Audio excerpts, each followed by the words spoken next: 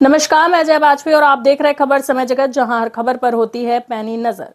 Saurabh Sharma case में पूर्व मंत्री भूपेंद्र सिंह पर आरोप लगाने वाले विधायक हेमंत कटारे पर रेप केस का गंभीर आरोप लगाए भूपेंद्र सिंह ने सीएम डॉक्टर मोहन यादव और प्रदेश के डीजीपी कैलाश मकवाना को एक पत्र लिखा है, जिसमें आरोप लगाया है कि अटेर विधायक ने पूर्व में एक महिला से दुष्कर्म किया, लेकिन बाद में धन बल का प्रयोग कर एफएसएल रिपोर्ट को पॉजिटिव से निगेटिव में बदल दिया गया।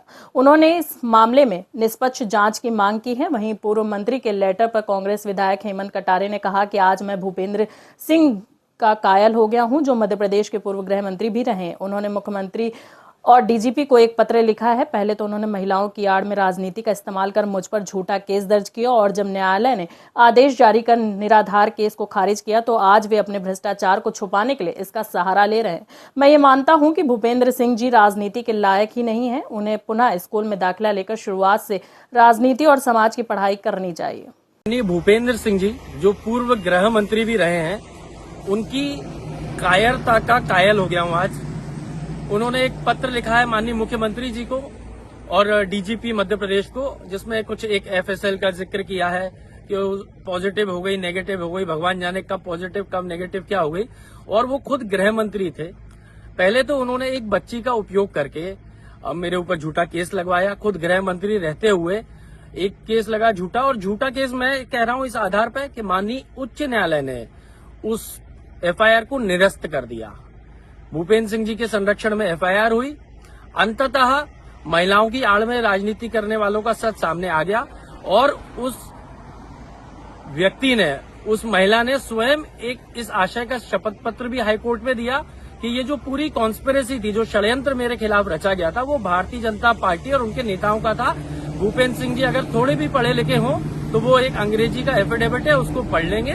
उसमें लिखा हुआ उनको मिल जाएगा कि ये बीजेपी की कॉन्स्पिरेसी थी, और उस बीजेपी के सदस्य भारतीय जनता पार्टी के सदस्य माननीय भूपेंद्र सिंह जी भी हैं। मैं समझता हूं कि ऐसे बच्चियों के आड़ में मत लगे, तो लड़ा करें, थोड़ा सा मर्द बने और सामने से लड़ने की आदत डालें। एक चीज हो गई। दूसरी बात, जो आपने आरोप लगाए हैं एफएसएल के, आप खुद गृह मंत्री होकर के, उस समय पे आप गृह मंत्री थे जब मेरे पे एफआईआर हुई, आप अपनी पूरी सरकार को खटगड़े में खड़ा कर रहे हैं। साथ ही साथ आप खुद गृह मंत्री बनने योग्य नहीं थे। ऐसा लगता है कि आपको कोई ज्ञान ही नहीं है कानून का।